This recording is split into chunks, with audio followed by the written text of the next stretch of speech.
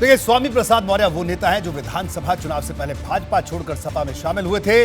विधानसभा चुनाव के वक्त भी उन्होंने कुछ ऐसी बातें कही थी जिन पर विवाद हुआ था, और जब चुनाव में उनकी हार हुई तो भी अखिलेश यादव ने उनके कद को कम नहीं होने दिया। कुछ महीने पहले ही स्वामी प्रसाद मौर्य को एमएलसी बनाया गया, लेकिन अब उनका बयान फिर से अखिलेश यादव को परेशान करने लगा है। हालात ऐसे हैं कि सपा के कई विधायक खुलकर स्वामी के विरोध में खड़े हैं। माना जा रहा है कि बहुत जल्द अखिलेश यादव सामने आएंगे और स्वामी के बयान पर स्थिति साफ करेंगे। स्वामी प्रसाद मौर्य ने रामचरितमानस को लेकर जो बात कही, उसका असर 24 के चुनाव में भी दिख सकता है। यही वजह है कि अखिलेश यादव इस बयान को लेकर सतर्क हो गए हैं। सूत्र बताते हैं कि अखिलेश स्वामी के इस बयान से नाराज हैं। साथ ही सपा के अंदर भी स्वामी के बयान से भारी असंतोष है। अज्ञानतावश उन्होंने ऐसी टिप्पणी करी है। टिप्पणी करने से पहले पूरा ज्ञान होना चाहिए। माननीय राष्ट्रीय अध्यक्ष जी के संज्ञान में पूरा प्रकरण आ गया है और वो शीघ्र ही इस पर समुचित कार्रवाई करेंगे। अखिलेश यादव जानते हैं कि उनके किसी भी नेता का एक बयान 24 की रणनीति पर पलीता लगा सकता है। यही वजह है कि पार्टी ने फौरन स्वामी के बयान को उनकी निजी सोच बता दी। सपा के ही कुछ नेताओं ने स्वामी को आईना दिखाने की कोशिश की। वो हम सब के यहाँ एक ऐसा ग्रंथ है इस भारत के लिए, और मैं कहता हूँ कि बहुत सारे इस भारत के बाहर के लोग रामचरितमानस का अनुसरण करते हैं, पढ़ते हैं और उसे स्वीकार करते हैं। रामचरितमानस के बारे में तो ये कहा जाता है कि वो जीवन जीने की एक जीवंत पद्धति है। अब सवाल अखिलेश का है कि वो क्या करेंगे। क्या स्वामी प्रसाद मौर्य को वो सिर्फ हिदायत देकर छोड़ देंगे या फिर कोई कार्रवाई भी कर सकते हैं। सूत्र बताते हैं कि सपा के कई विधायक स्वामी के बयान से इत्तेफाक नहीं रखते, क्योंकि ऐसे बयानों से लोकसभा चुनाव में नुकसान हो सकता है। इतिहास बताता है कि विधानसभा चुनाव के वक्त भी स्वामी ने कुछ विवादित बयान दिए थे, जिससे सपा को नुकसान हुआ था।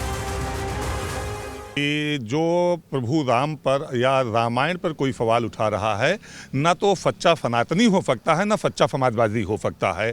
समाजवादी सच्चा वो है जिनके जो हमारे आस्था के केंद्र हैं, जिनके दिखाए गए रास्तों पे हम समाजवादी लोग चलते हैं। यानी जो समाजवादी पार्टी पिछड़ों के नाम की राजनीति करती है, और स्वामी प्रसाद मौर्य जिस सपा के बड़े नेता हैं, उस सपा के ज्यादातर विधायक ही स्वामी की बातों का समर्थन नहीं करते। हालांकि स्वामी ने भी कह दिया था कि ये बयान उनका निजी है, न कि पार्टी का। आपका बयान है या पार्टी का भी स्टैंड आपके साथ है? पार्टी भी आपके अभी फिलहाल स्वामी प्रसाद मौर्य बोल रहे हैं, स्वामी प्रसाद मौर्य का बयान है। लेकिन आप समाजवादी पार्टी के सीनियर लीडर भी हैं, विधान परिषद में सदस्य मैं स्वामी प्रसाद मौर्य समाजवादी पार्टी का नेता हूं, लेकिन आज चूंकि प्रसंगवश आप लोगों ने इस प्रश्न को छेड़ा तो मैंने उसका उत्तर दिया। स्वामी प्रसाद मौर्य ने अपने बयान में कई बातें कही हैं जो चुभने वाली है। उन्होंने रामचरितमानस को न सिर्फ बकवास बताया, बल्कि उस पर पाबंदी लगाने की भी मांग कर दी। अब दूसरे दलों के नेता अखिलेश यादव को ऐसे नेताओं से सतर्क रहने की चेतावनी दे रहे हैं। रामचरितमानस पर स्वामी प्रसाद मौर्य जी के बयान के बाद उनकी पार्टी समाजवादी पार्टी को अलर्ट होने की जरूरत है, क्योंकि जब स्वामी प्रसाद मौर्य जी किसी और पार्टी में थे, उन्होंने हमारे देवी देवताओं का अपमान किया था, तब वो भारतीय जनता पार्टी में जाके शुद्धि मंत्र लेकर आए थे। स्वामी प्रसाद मौर्य जी मुझे लगता है कि केवल लाइमलाइट में बने रहने के लिए ऐसे ऐसे सगुफे छोड़ते रहते हैं, और इधर काफ़ी दिनों से टीवी वगैरह पे उनके चेहरे नहीं आ रहे थे।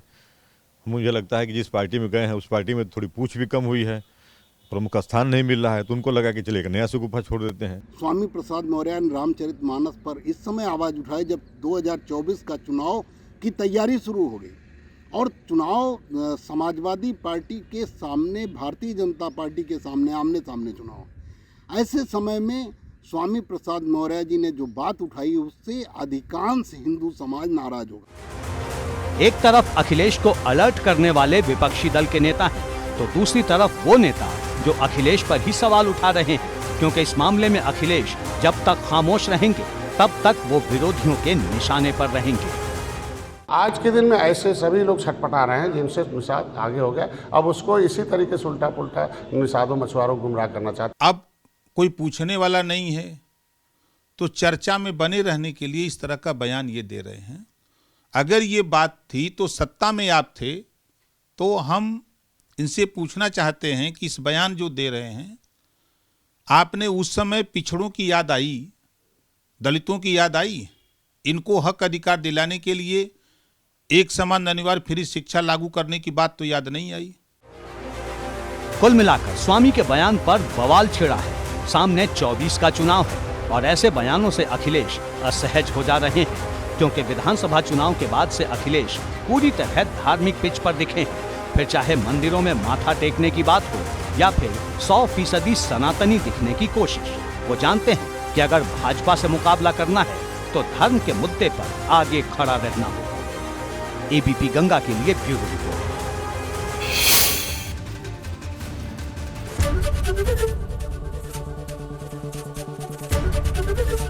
एबीपी गंगा, खबर आपकी, जुबान आपकी।